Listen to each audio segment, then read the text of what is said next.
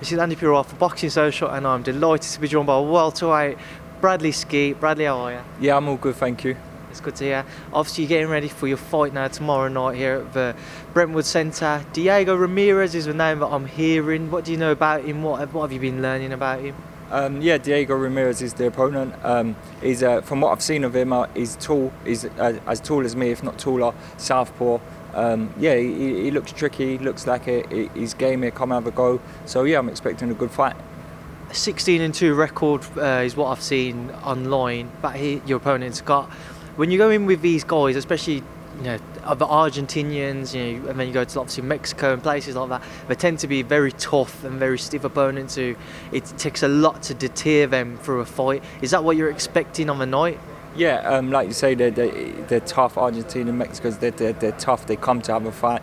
He's got a good winning record. Yeah, I'm back. I'm back. I had a good performance last time out, stopping an opponent who's never been stopped. So yeah, I'm back. I'm going to crack on to finish the year big and look forward to a big 2019.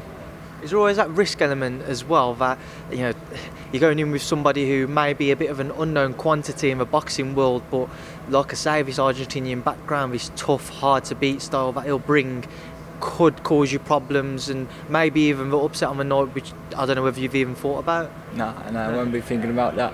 I've had an upset already. I went out to Bilbao, everyone knows. Yeah, same sort of thing, and someone who's not really known, and yeah, he's making a name for himself now, but yeah, I've trained too hard. I've put in the work in the gym. I've had back-to-back camps. I boxed in October and I'm back out again in December. So the momentum's there. I'm sharp. I'm fit. I'm strong. I'm ready to go. I'm looking forward to getting another good win and cracking on with a big 2019. Just talk to me about the Lejarraga fight. What have you watched back since? What have you learned? What was the mistakes that you made? Maybe a little bit overlooked him. He wasn't really known. He's just known as a puncher. It was just one of them. It's in the past now. It was over before it started. It wasn't me in there. I'm not making no excuses, but everyone knows me. Knows that wasn't me, and the performance I put up that wasn't me. But the better man won on the night, and fair play to him. You've got to look what he's gone on to do, and he's a great champion, and I wish him all the best. And yeah, I've just got to concentrate on what I'm doing now. I'd love that European title again one day. If the opportunity comes, I'd take it. But I just got to crack on and do what I'm doing. And like I say, get a good win on Saturday and look forward to a big 2019. I've spoken to Bod, the security guy, about that fight. He obviously went out with you.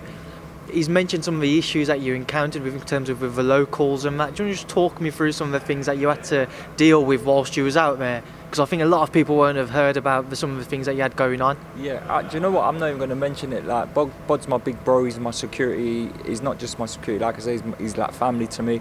That's why he was there. He deals with all that stuff. Like I say, I ain't going to make excuses. There's a lot of stuff, not just over there, but obviously back home and things. But I ain't making no excuses. The better man won, and yeah, it is what it is. It is what it is. Obviously, since then, Lejarraga's fought Frankie, Gavin. What did you make of that fight?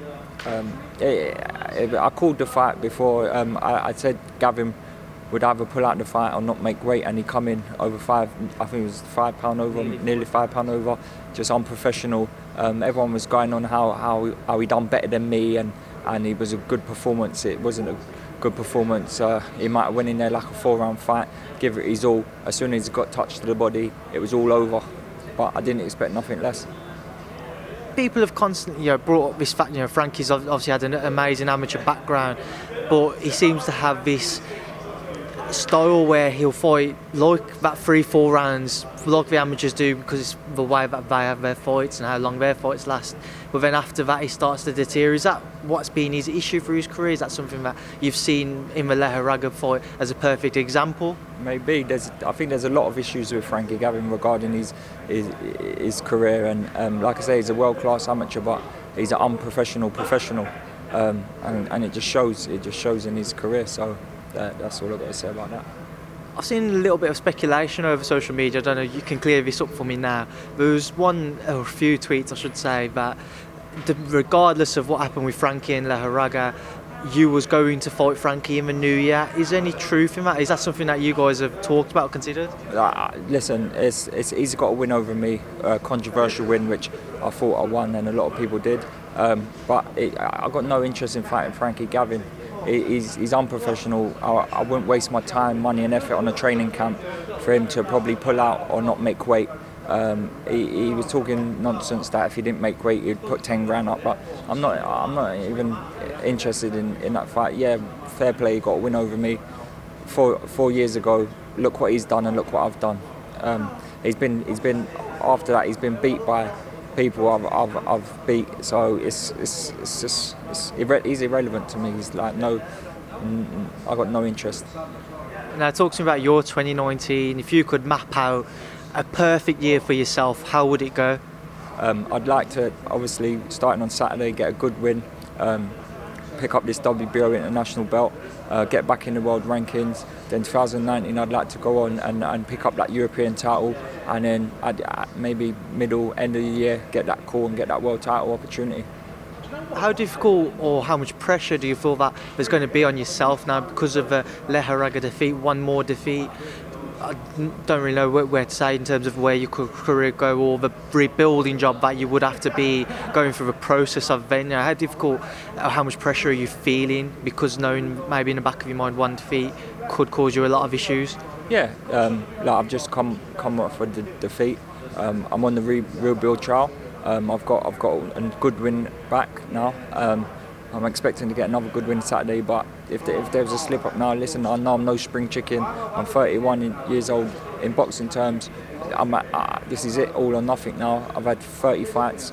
I'm at the tail end of my career now, so it's make or break now, and I've got to crack on. I've slipped up, and I won't be slipping up again. Now, you're obviously a very big welterweight. I've said this to a few people. Has there ever been any temptation to move up to light middle? No, I make the weight fine. Like we're speaking now, this is before a weigh-in. People probably don't know this is before a weigh-in. You won't get many people have a good chat with you now. I'm happy, I'm comfortable to stand and have a chat with you before I'm even weighed in yet.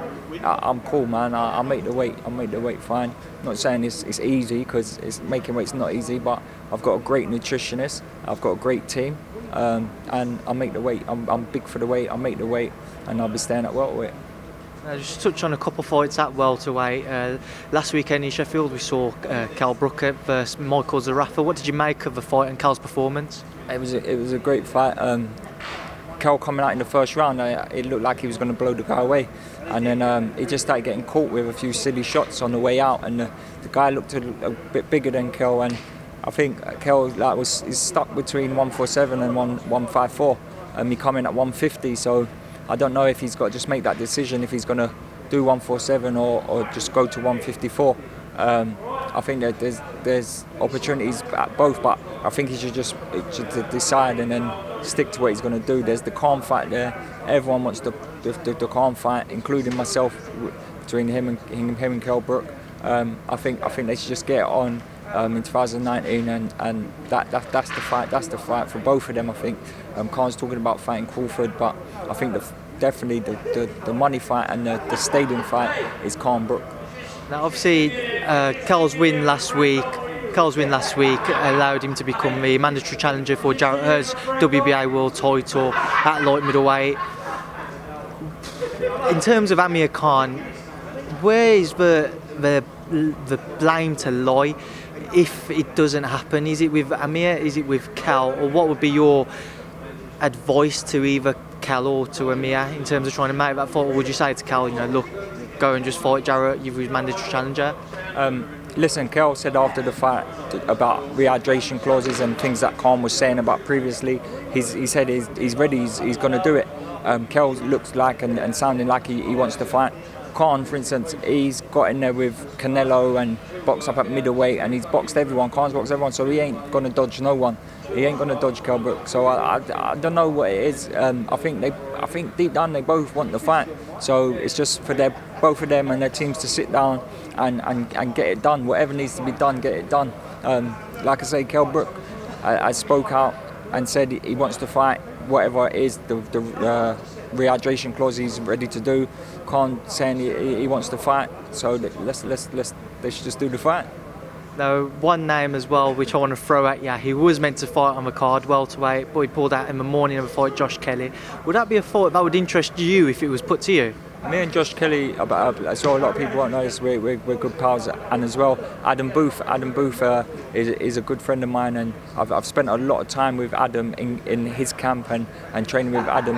Goes back a couple of years ago. I was out in Monaco with Adam and training with Andi Lee, and I've been around Adam a long time, and we're like a tight unit. So it's not a fight that my team wouldn't want, and I don't think Adam and Josh would want. I think we're too close for that. So I know it's business, but I think we work too closely with each other, and we sparred many rounds with each other, and I think that's the best it to get, I think. How was sparring going with Josh? Yeah, really good. He's a great fighter. It was just unfortunate he had a good fight, a decent fight lined up, but he got ill. There's a lot going around at the minute, so I wish him all the best and wish him well. He can have a good Christmas, enjoy it with his newborn son, and come back and have a big year. Now, obviously, a couple of weeks ago as well, we had the big one, Tyson Fury and Deontay Wilder. What was your thoughts on the fight? I'm still gutted now, man. Gutted for Tyson, all what he's come through, all he's had to deal with and get over, and then to put in a performance like that, I believe he won the fight, and he got a draw. He didn't come away with the belt, and they've ordered the rematch now, which I'm pleased for, and I really hope he can go on and win that WBC title. Would for you the preference be to see Fury Wilder, or would you rather see Wilder AJ to unify the entire division? That's another great fight, but there's unfinished business with Fury and Wilder. I think that's got to get cleared up first. And if Fury goes on and wins the belt, he can challenge AJ, which is a massive fight, all British fight. And if not, it'd be Wilder AJ, which is another great fight for all the belts. So there's unfinished business there with Fury and Wilder. So let them fight first.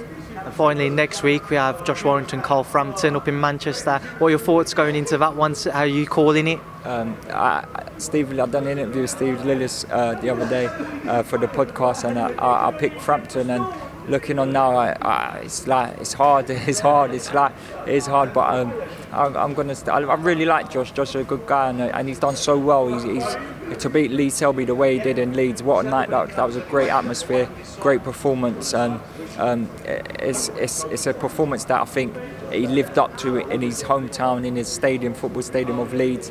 I think it'd be hard to do that over again, sort of thing, against a great man like Carl Frampton. And it's a hard one to pick, but I'll go with Frampton.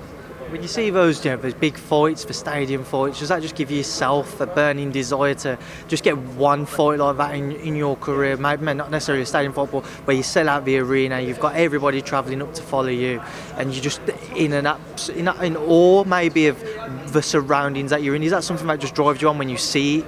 That's what I'm boxing for. That's what I want. That's what I got into boxing for. I was a young kid watching Prince Naseem coming out, the fancy ring walks, the flashness, the crowds, the lights, everyone there. That's what I grew up watching, and that's what I want. And I'd love it. I'd love it over here in America. I'd love it. Well, Bradley, I know the weigh-in's about to start, so thank you for speaking to Boxing Social. Thank you, mate. Nice one.